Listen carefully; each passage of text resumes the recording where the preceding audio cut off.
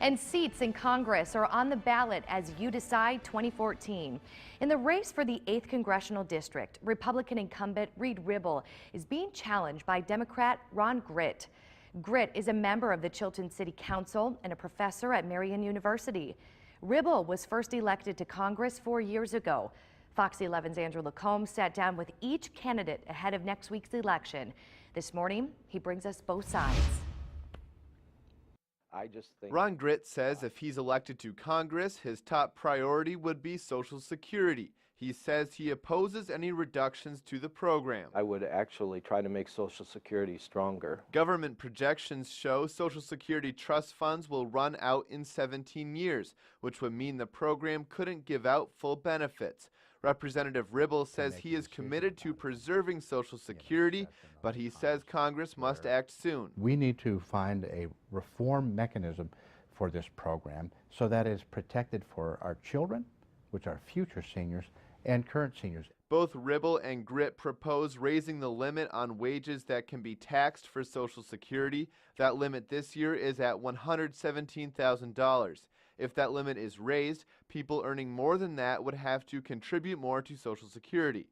Ribble also says he supports raising the retirement age for some career fields, and he wants annual cost of living adjustments to reflect seniors' actual costs, so no seniors live in poverty. Social Security is the federal government's largest single program. Its costs account for about 1/4 of the government's budget.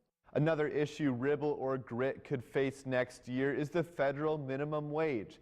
President Obama has called on Congress to raise it by nearly $3 to $10.10 an hour. I'd even be willing to have... Gruett says a higher minimum wage would reduce costs for government assistance programs. Absolutely. I am for the 10-10 minimum wage.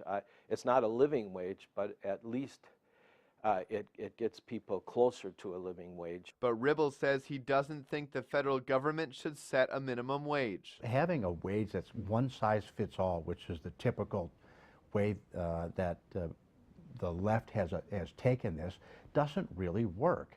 And so it needs to be localized to the degree that it can be localized, at least at the state level. The federal government has set a minimum wage since 1938. The last 5 years, it has been at $7.25 an hour. Wisconsin's minimum wage is the same. Meanwhile, the facts show incumbents in the House of Representatives have a big advantage when running for re-election. 2 years ago, 90% of incumbents kept their seats. Overall, since 1964, the re-election rate is 93%. LaCombe, Fox 11 News. Now, looking at this map, the 8th District covers parts of 11 counties in northeast Wisconsin, basically from the Appleton area north. There is also a race in the 6th Congressional District. We'll have more on that tomorrow night in a Fox 11 You Decide 2014 special. You can see it at 9:30 p.m. right after Fox 11 News.